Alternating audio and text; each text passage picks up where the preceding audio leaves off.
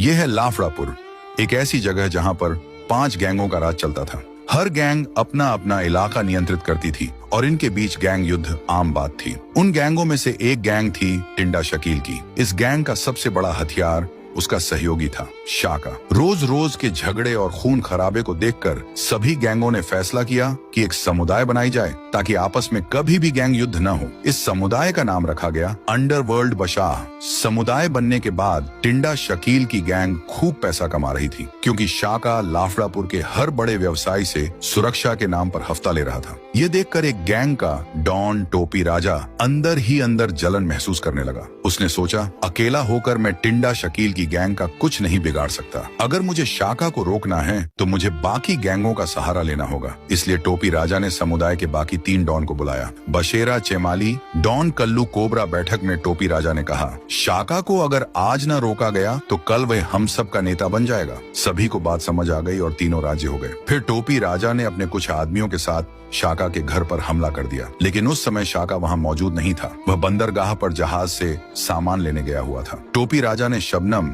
शाका की मोहब्बत को पकड़ लिया। उसने फोन उठाया और शाका को कॉल किया। शाका, अब मैं तेरा हर प्यारा चीज छीन लूंगा। सबसे पहले तेरी शबनम। फिर फोन पर एक गोलियों की आवाज आई और कॉल कट गया। शाका गुस्से में गरज उठा और बोला, अब मैं किसी को नहीं छोड़ूंगा। जब शाका घर वापस आया तो सभी चीजें टूटी हुई थी। शबनम वहां मौजूद नहीं थी। वह सीधे टिंडा शकील के पास गया। शकील ने उसे सब कुछ बताया। सभी गैंगों ने हमारे खिलाफ अपनी एक नई समुदाय बना ली है। शाका ने टिंडा शकील की आंखों में देखकर कहा, तुम भी अब यह गैंग छोड़ दो, मैं अकेला ही इन सबको खत्म कर दूंगा। इसके बाद शाका ने निरीक्षक शेर सिंह के पास जाकर सब कुछ बताया और कहा, तुम मेरी मदद करो, मैं किसी गैंग के सदस्य को जिंदा नहीं छोड़ूंगा। इन्होंने मेरी शबनम को मार दिया है और अब सवाल ये है, क्या शाका अकेला 4 गैंगों से शबनम का बदला ले पाएगा या नहीं? देखना होगा अगला भाग में।